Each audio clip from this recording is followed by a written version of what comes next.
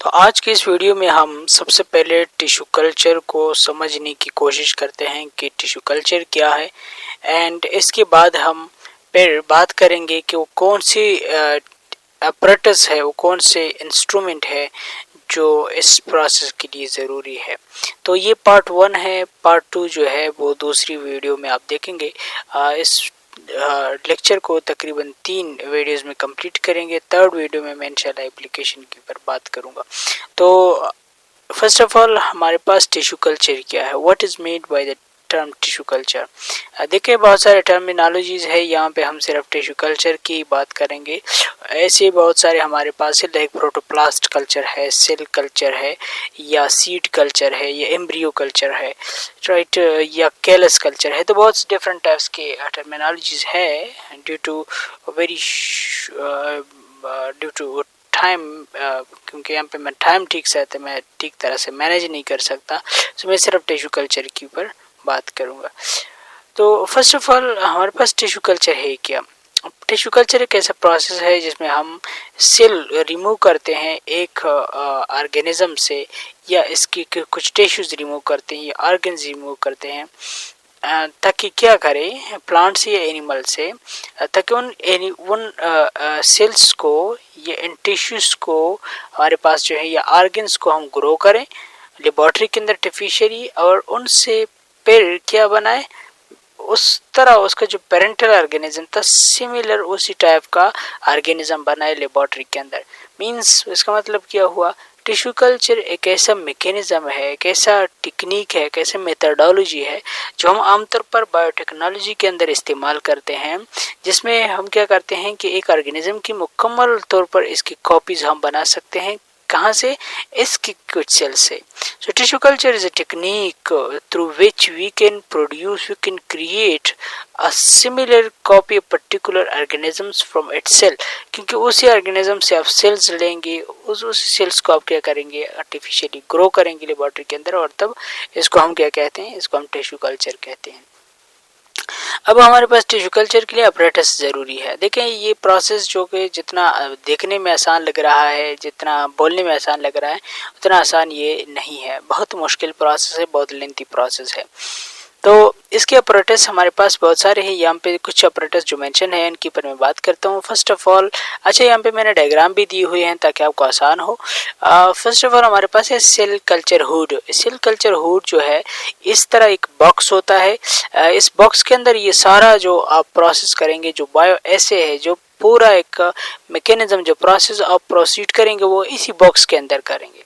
तो इस बॉक्स के अंदर आप अपने हाथ, यहाँ पे शीशा लगा हुआ होता है। इस शीशी का ये फ़ायदा होता है कि आपसे जो है अंदर की तरफ किसी किस्म के जर्म्स, किसी किस्म के माइक्रोब्स दाखिल नहीं हो सकते। यहाँ पे कुछ ऐसे सुराख होते हैं जिसके ज़रिए आप अपने हाथों को अंदर करते हैं, बाकी इसके अंदर आप काम करते हैं। तो डायरेक्टली जो है या इसको खोल भी सकते हैं इस शीशी को पूरी तरह, लेकिन ये प्रोटेक्शन के लिए है ताकि अंदर माइक्रोब्स दाखिल ना हो।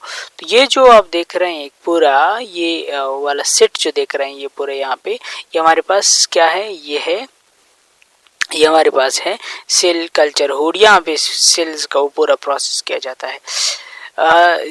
दूसरा हमारे पास जो यहाँ पे इम्पोर्टेंट इंस्ट्रूमेंट है जो कि रिक्वायर्ड होगा टिश्यू कल्चर के अंदर, ज़रूरी नहीं कि आपको हर पॉइंट पे इसकी ज़रूरत पड़े, लेकिन ये आप अगर इसको कंप्लीट करना चाहते हैं तो किसी भी स्टेज में आपको इनक्यूबेटर की ज़रूरत पड़ सकती है। तो इनक्यूबेटर एक ऐसा मशीन होता है जहाँ पे आप इस डायग्राम में देख रहे हैं कि जो टेम्परेचर को कांस्टेंट करता है। फॉर एग्जांपल एक प्लांट है, एक टिश्यू आपने लिया हुआ है, एक सेल है, उसको टेम्परेचर 20 डिग्री सेंटीग्रेड रिक्वायर्ड है, और बाहर का टेम्परेचर जिसमें आप काम कर रहे हैं वो टेम्परेचर लेट्स सपोज 30 है।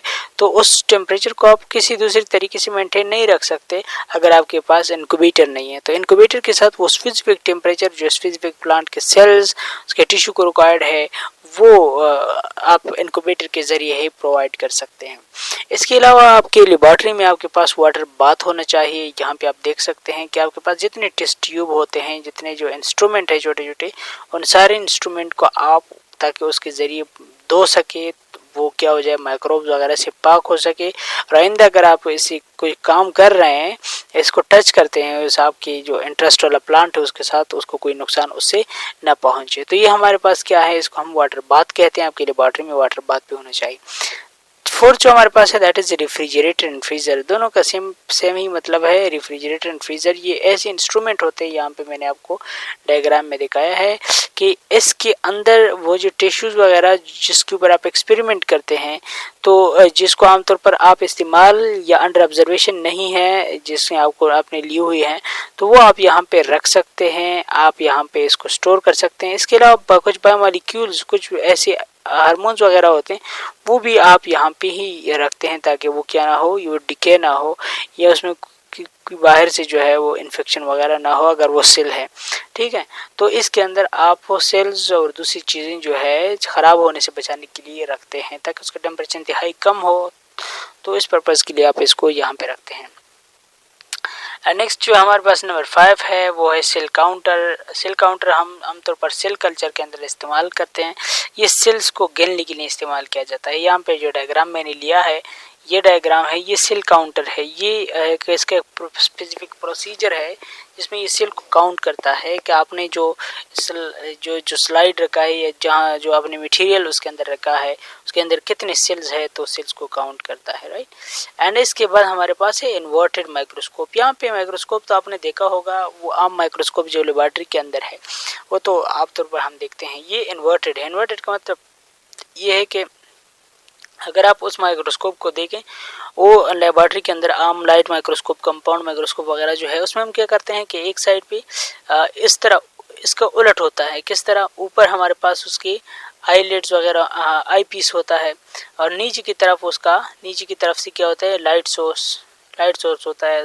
यहाँ पे हम स्लाइड्स वगैरह रखे फिर ऊपर से देखते हैं।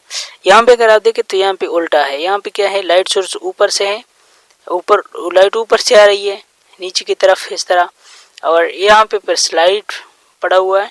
स्लाइड से जो चीज़ें नीचे जाती है, मतलब जो इसका अक्स नीचे जाता है, फिर उसको हम क्या करते हैं, इसका यहाँ से ऑब्जर्वेशन करते हैं। तो ये बिल्कुल उल्टा है, इसी वजह से इसको इन्वर्टेड माइक्रोस्कोप कहते हैं। इन्वर्टेड माइक्रोस्कोप के बेनिफिट ज़्यादा है as compared to other microscopes. वहाँ उन माइक्रोस्कोप के साथ आप चीज़ों को अच्छी तरीके से ऑब्जर्व नहीं कर सकते जितना आप इन्वर्टेड माइक्रोस्कोप के ज़रिए ऑब्जर्व कर सकते हैं। नेक्स्ट हमारे पास लिक्विड नाइट्रोजन फ्रीज़र या ये हमारे पास क्रायो स्टोरेज है। अगर आपके पास एक अच्छा बड़ा रेफ्रिजरेटर नहीं है तो आपके पास लिक्विड नाइट्रोजन फ्रीज़र या क्रायो स्टोरेज की कोई भी मैकेनिज्म, कोई भी चीज़, कोई भी इंस्ट्रूमेंट होने चाहिए जिसके ज़रिए आप चीज़ों को स्टोर कर सके, जिसके ज़रिए आपके पास जो मौजूदा चीज़ें हो वो ख़राब ना हो। तो ये सारी चीज़ें हम रखते हैं। इसके अलावा ऑटोक्लेव या स्टेरलाइज़र एक ऐसा मशीन होता है जिसके ज़रिए आप इंस्ट्रूमेंट को क्या करते हैं, स्टेरलाइज करते हैं, उससे माइक्रोब्स को हटाते हैं, माइक्रोब्स को उससे ख़त्म करते हैं, माइक्रोब्स को उसी क्या करते हैं, ख़त्म करते हैं। तो ये अगर ये सारे इंस्ट्रूमेंट आपके पास अवेलेबल है, लेबॉर्ट्री के अंदर आपके पास है, तब क्या हो सकता है, तब ये पॉसिबल है कि आप आसानी से जो एक्सपेरिमेंट से वो आप आगे लेके जा सकते हैं, आप अपने एक्सपेरिमेंट से फ़ायदा ले सकते हैं। तो ये सारे इंस्ट्रूमेंट अगर आपके पास है, आप कामयाबी से तजुर्बा कर सकते हैं, कामयाबी से टिश्यू कल्चर का जो पूरा ऐसा है वो यहाँ कंप्लीट कर सकते हैं। नेक्स्ट वीडियो में इंशाल्लाह जो है टिश्यू कल्चर का जो पूरा प्रोसेस है इसके ऊपर बात करते हैं। इस वीडियो में इतना काफ़ी है। So thank you for watching.